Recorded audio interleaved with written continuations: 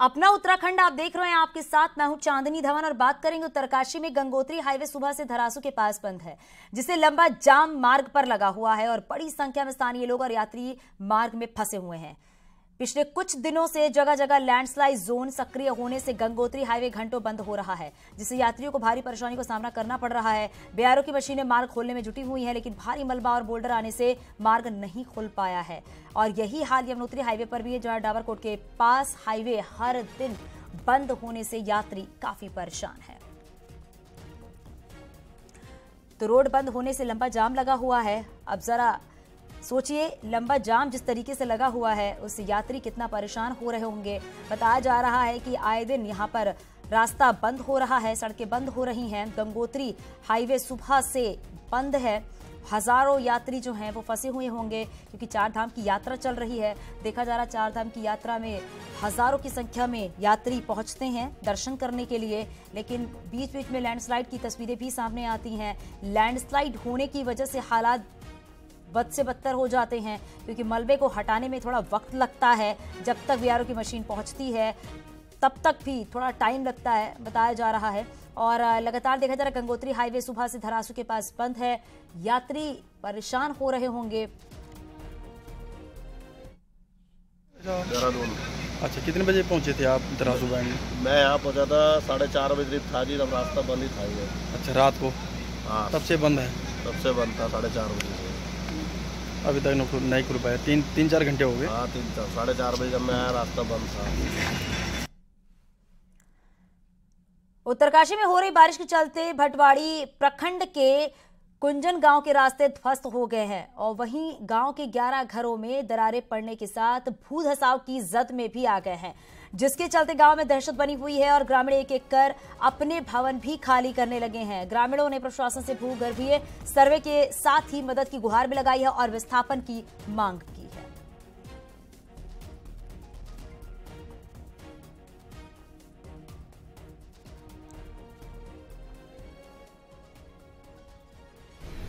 जो अभी 4 दिन पहले यहाँ पर बहुत ही भयानक बारिश से जो आपदा आई है, जिससे गांव के जो 2 मुख्य मोहल्ले हैं, एक तरफ करीब 7 परिवार और दूसरी तरफ 4 परिवार, टोटल 11 परिवार हैं जो खतरे की जद में है। और गांव का जो मुख्य मार्ग है वो पूरा बाधित हो चुका है और जो 11 परिवारों के मकानों में दरारें आ चुकी हैं। चमोली बद्रीनाथ मार्ग बीते 5 दिनों से कमेड़ा के पास बंद चल रहा है। चमोली गौचर कमेड़ा के पास बद्रीनाथ हाईवे बीते 5 दिन से बंद है। बताया जा रहा है कि बारिश के चलते कमेड़ा में हाईवे का 100 मीटर से अधिक का हिस्सा पूरी तरीके से क्षतिग्रस्त हो गया है।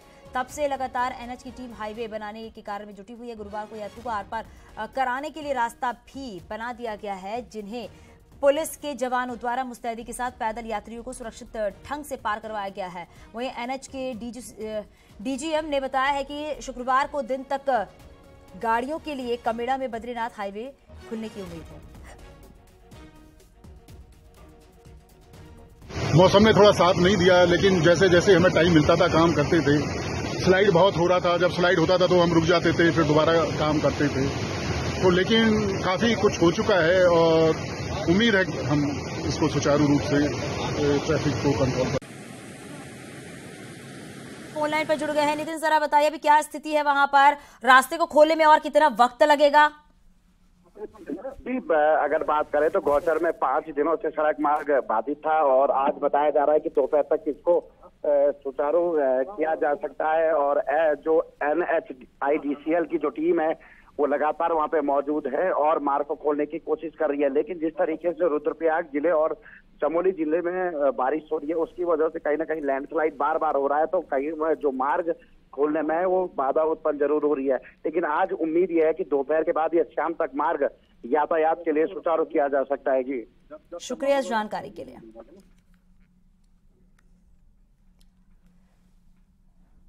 चमोली जिले में देर रात से मूसलाधार बारिश हो रही है। बारिश के चलते बद्रीनाथ राष्ट्रीय राजमार्ग पर कई जगह मलबा आ गया है।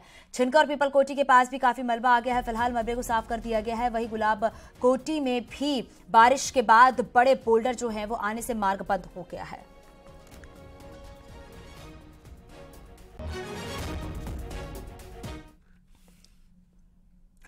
अल्मोड़ा के आरतोला के पास रोडवेज की बस डिवाइडर से टकरा गई है। बस में 20 से ज्यादा यात्री बैठे हुए थे। गनीमत इस बात की रही है डिवाइडर होने की वजह से बस खाई में गिरने से बच गई है। बस दिल्ली से पिथौरागढ़ आ रही थी। बस की डिवाइडर से टकराते ही यात्रियों में हड़कंप मच गया। फिलहाल सभी यात्री सकुशल हैं और उन्हें पिथौरागढ़ भेज दिया गया है।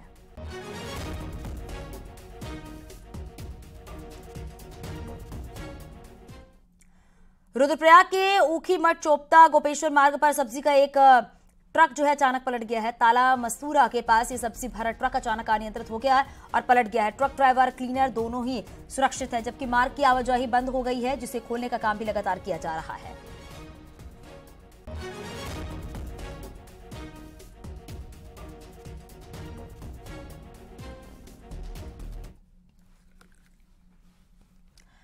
ऋषिकेश में प्रख्यात परमानंद निकेतन की फर्जी वेबसाइट बनाकर देश भर में सैकड़ों लोगों से लाखों की ठगी कर चुके मास्टरमाइंड को पुलिस ने दिल्ली से धर दबोचा है। पुलिस ने बताया है कि ठगों ने परमार्थ निकेतन की 3 फर्जी वेबसाइट बनाई हुई थी, जिसके जरिए वो लोगों से परमार्थ निकेतन में कमरा बुकिंग के नाम पर ठगी किया करते थे। इस वेबसाइट के जरिए लोगों से लाखों की ठगी की जा चुकी है। वहीं शिकायत के आधार पर पुलिस ने पूरे मामले की जांच की है, जिसमें ठगी के मास्टरमाइंड को गिरफ्तार किया गया है। इसके साथ ही सभी वेबसाइट को भी ब्लॉक कर दिया गया है।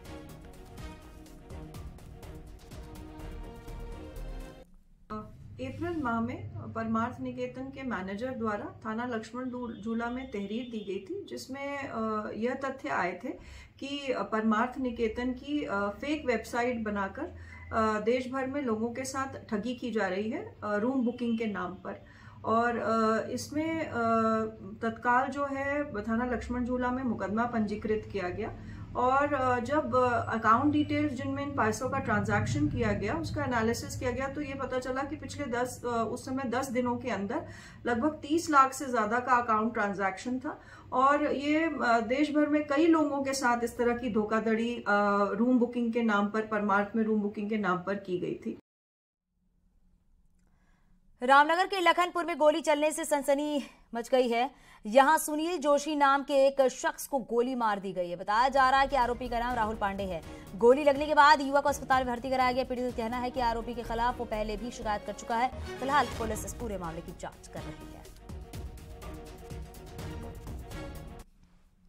जीवंदा की दुकान के बाहर से तो मुझे गोली मार दी सीधे, और मैं अब गोली मार दी सीधे। मेरे साथ ये लड़का खड़ा था, इसको मारने के लिए भागा, ये भाग गया चुंगी को। मतलब रोड में गिरा सर, ये रोड पे गिरा, इसको मारने के लिए भागा हो। गोली किसने चलाई? रोहित पांडे नाम का लड़का है, उसके खिलाफ मैंने 1 महीने पहले रिपोर्ट लिखा रखी है। उसके खिलाफ विपिन जोशी आमनंडा और राहुल जिप्सी जो जिप्सी चलाता है, इन तीनों पे पहले मुकदमा कर चुका। नैनीताल में ठेकेदारी की मनमानी गांव पर भी पड़ रही है। सड़क कटान में नियमों की धज्जियां उड़ रही हैं। हालांकि न्यूज 18 की खबर के बाद अब अधिकारियों और ठेकेदार की मिली भगत की जांच भी शुरू हो गई है। ये रिपोर्ट देखिए।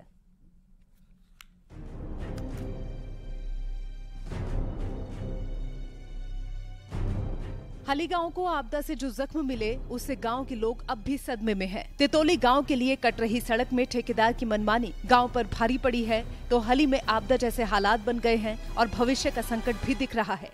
घरों से लेकर सड़कों तक मलबा फैल गया है और अब गांव के लोग बारिश से दहशत में हैं।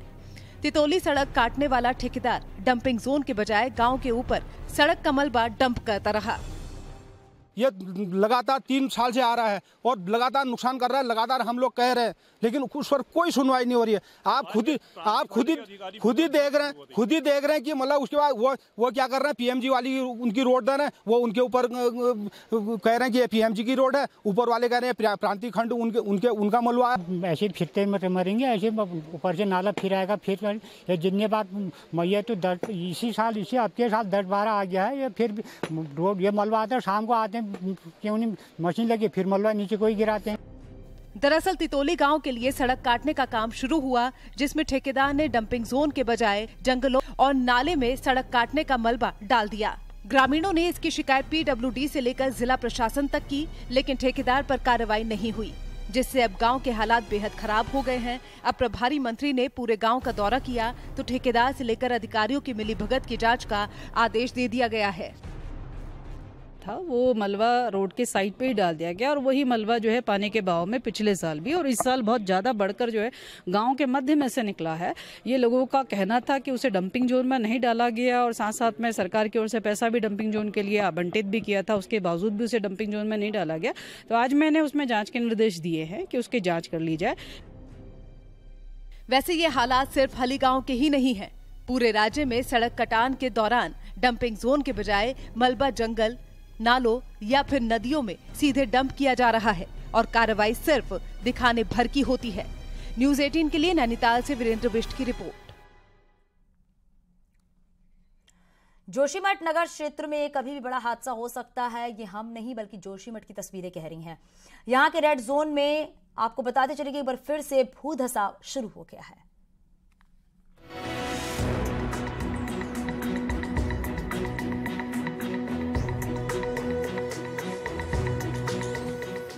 बीती 2 जनवरी से जोशीमठ नगर क्षेत्र में जगह जगह दरारें पड़ने का जो सिलसिला शुरू हुआ वो एक बार फिर से शुरू हो चुका है।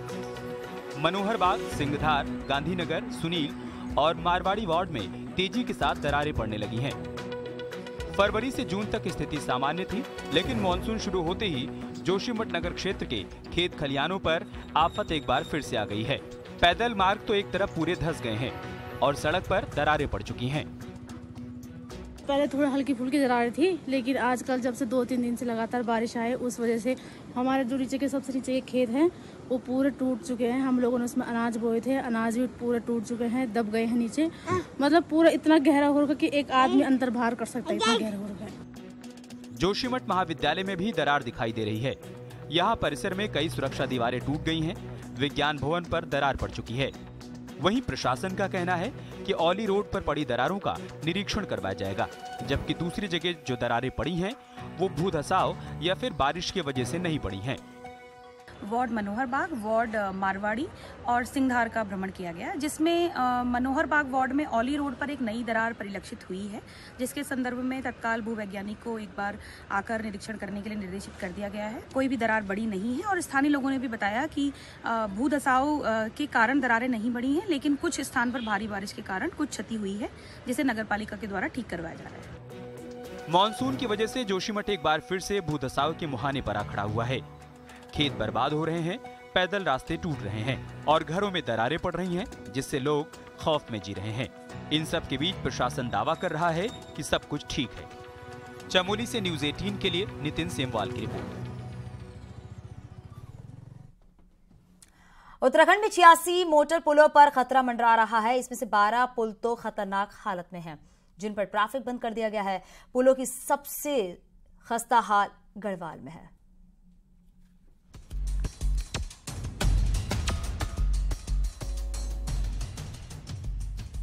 2021 में बरसात के दौरान देहरादून ऋषिकेश हाईवे पर बना रानी पोखरी पुल बीच से ध्वस्त हो गया।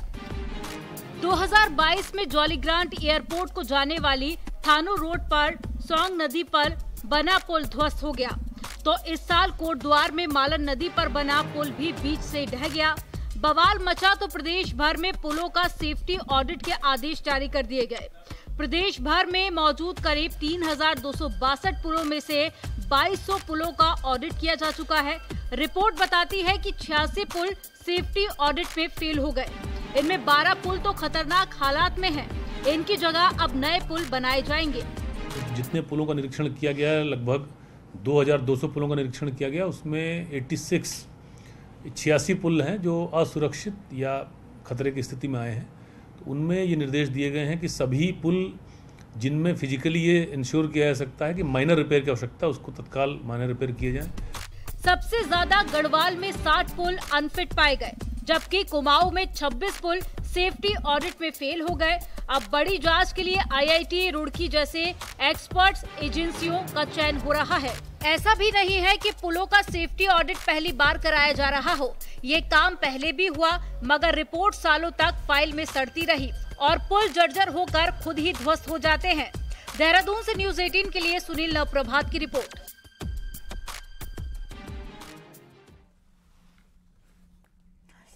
कुछ दिनों से शांत सीएम धामी का बुलडोजर एक बार फिर निकलने जा रहा है और इस बार इसके पंजे की जकड़ में आएंगे कुछ अलग तरह के अतिक्रमणकारी। ये रिपोर्ट देखिए। उत्तराखंड में आप जिस भी हाईवे पर निकल जाएं, सड़क किनारे बनी ये छोटी बड़ी दुकानें आपको जरूर दिख जाएंगी, लेकिन आपको जानकर हैरानी होगी कि इनमें से ज्यादातर दुकानें अवैध हैं, क्योंकि ये सरकारी जमीनों पर कब्जा कर बनाई गई हैं। धामी सरकार अतिक्रमण पर पहले से ही सख्त है और अब हाईकोर्ट ने भी कड़ा रुख अपना लिया है। ऐसे में सरकारी विभाग पूरी तरह से कार्रवाई के मूड में है। जो भी माननीय न्यायालय ने अपने आदेश में डायरेक्शंस जारी किए हैं प्रशासन के लिए, वन विभाग के लिए, उसको हम लोग अक्षरशः पालन करेंगे। जहाँ जहाँ जो वायलेशंस मिलेंगे, चाहे वो किसी भी अधिकारी के संबंध में है, चाहे वो किसी भी अन्य प्रकार के उल्लंघन है, उन सब पर कार्रवाई करी जाए। दूसरी तरफ अवैध मज़ारों और धार्मिक स्थलों को जोड़ने के बाद में वन विभाग दूसरे चरण में कार्रवाई की योजना बना चुका है।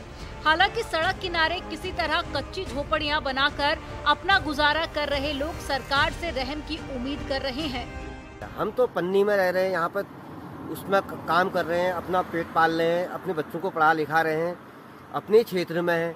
अगर हम ही लोगों को हटा देंगे तो फिर हम कहाँ जाएंगे। दरअसल सरकार की लाख चेतावनी के बाद भी सरकारी जमीनों पर कब्जा कर बैठे लोग इससे हटने को तैयार नहीं हैं। लेकिन हाईकोर्ट की सख्ती से सफाई होने की उम्मीद जगी है। हल्द्वानी से न्यूज़ 18 के लिए शैलेंद्र नेगी की रिपोर्ट।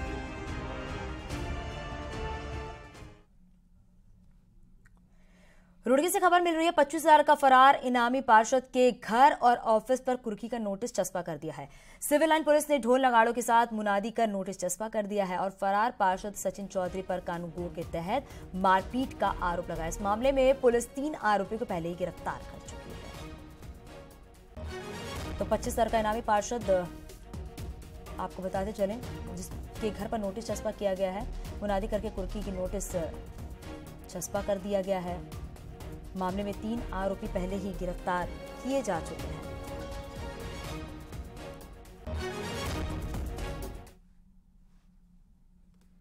कैलाश पर्वत भले ही चीन के अधीन हो, लेकिन अब इस पर्वत के दर्शन भारत से भी किए जा सकते हैं।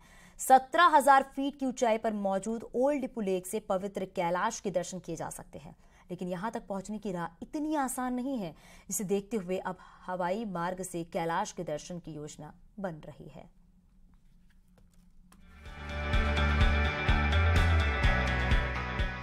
एक दौर में भले ही कैलाश पर्वत के दर्शन के लिए भारत की चीन पर निर्भरता रही हो, लेकिन अब ऐसा नहीं है। पिथौरागढ़ के ओल्ड डिपू लेक से कैलाश के दर्शन आसानी से हो पा रहे हैं। यहां पहुंचने के लिए नाभि ढांग से 2 किलोमीटर की खड़ी चढ़ाई चढ़नी होती है। 2017 में पीडब्ल्यूडी एस्कॉर्ट ने पहली बार ओल्ड डिपू लेक के लिए पैदल रास्ता बनाया था। पीडब्ल्यूडी एस्कॉर्ट के तत्कालीन एबी कांडपाल की माने तो खराब वेदर कंडीशन के कारण पैदल रास्ते का साल भर टिके रहना काफी कठिन है। कैलाश पर्वत दिखता है वो करीब 17,000 फीट के हाइट पे है, तो उसका जो रास्ता है वो फ्रैक्चर्ड रॉक एक्चुअली है, वहाँ पर टूटे छोटे छोटे पत्थरों का, तो वो हम लोगों ने मेंटेन किया था। लेकिन वहाँ पे आवश्यकता है कि वो हर सीजन में उसको मेंटेन किया जाए, क्योंकि वहाँ पे काफी बर्फ गिरती है। काफी ऊंचाई पर होने के कारण ये इलाका तेज हवाओं की गिरफ्त में रहता है। ऐसे में हवाओं को चीर पाना किसी चुनौती से कम नहीं। कठिन भौगोलिक हालात होने के बाद भी भारतीय सेना ओल्ड डिपू लेक तक ऑल टेरेन बाइक पहुंचा रही है। ऐसे में अब पर्यटन महकमा कैलाश पर्वत के दर्शनों के लिए जहां रोड से यात्रियों को पहुंचाने का प्लान बना रहा है, तो वहीं हेलीकॉप्टर की मदद से भी इस इलाके को गुलजार करने की योजना तैयार हो रही है। लेकिन वो दर्शन जो है वो सुबह प्रातः 6 बजे से लेकर आप 10:30-11 मान लीजिए। उसके बाद वहाँ पर जो है विंड कंडीशन अच्छी नहीं होती है, काफ़ी तेज विंड चलती है। तो इसके लिए जो है उत्तराखंड सरकार या पर्यटन विभाग जो है शीघ्र ही जो है बाय एयर और बाय रोड जो है कैलाश दर्शन शुरू करने जा रही है, जिसकी तैयारियां जो है चल रही है। चाइना बॉर्डर के करीब बसा ये इलाका धार्मिक पर्यटन के लिए काफी अहम हो गया है। आदि कैलाश और ओम पर्वत के दर्शनों के लिए तो यहाँ हजारों की संख्या में लोग आते हैं, लेकिन अब चीन में मौजूद कैलाश पर्वत भारत से दिखाई देने के बाद संभावनाओं के नए दरवाजे खुल रहे हैं। ऐसे में अगर पर्यटन महकमे का प्लान जमीन पर उतरता है तो तय है कि इलाका कुमाऊं का सबसे बड़ा पर्यटन केंद्र बन जाएगा। न्यूज़ 18 के लिए पिथौरागढ़ से विजयवर्धन उप्रेती की रिपोर्ट। अभी तक आपने एपड़ की पेंटिंग और कलाकृतियां देखी होंगी, लेकिन इस रक्षाबंधन पर एपड़ वाली राखी भी मार्केट में आने को तैयार है।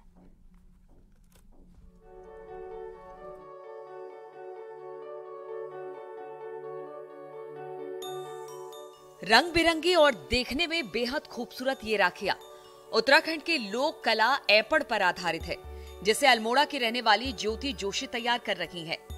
उत्तराखंड की सांस्कृतिक परंपराओं में एक प्रमुख कला एपड़ की भी है। एपड़ कला का अर्थ होता है लीपना या फिर उंगलियों से आकृति बनाना।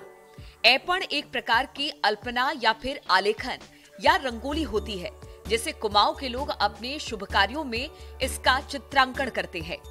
लेकिन इस बार एपड़ वाली राखी आपके भाई की कलाई की शोभा बढ़ा सकती है। अल्मोड़ा की रहने वाली ज्योति जोशी एपड़ कला पर राखी थीम पर काम कर रही है। राखी बनानी तो मैंने अभी कुछ समय से शुरुआत की है, जैसे कि त्योहारों का मौसम शुरू होने वाला है, तो सबसे पहले रक्षाबंधन से शुरुआत होगी। तो हाथ से बनी हुई एपड़ की राखियाँ जो है वो लोगों को बहुत पसंद आ रही है और बहुत अच्छा रिस्पांस मिल रहा है। तो और दिखने में भी बहुत खूबसूरत है ये राखियाँ। तो आशा करती हूँ कि आगे भी सभी लोगों को ये बहुत पसंद आए और लोग बहुत ज़्यादा इसकी डिमांड करें। एपड़ वाली इन राखियों की कीमत 40 से 60 रुपए के बीच रखी गई है। इसके अलावा कई शो पीस भी एपड़ पर बनाए जा रहे हैं। वैसे तो एपड़ उत्तराखंड की लोक संस्कृति का प्रतीक है, लेकिन इस पर किए जा रहे नए प्रयोग एक अच्छी पहल है, जिससे एपड़ संस्कृति को और बढ़ावा मिलेगा। न्यूज़ 18 के लिए देहरादून से भारती सकलानी की रिपोर्ट। और यहाँ कहीं छोटे से ब्रेक के लिए चलते लौटते हैं।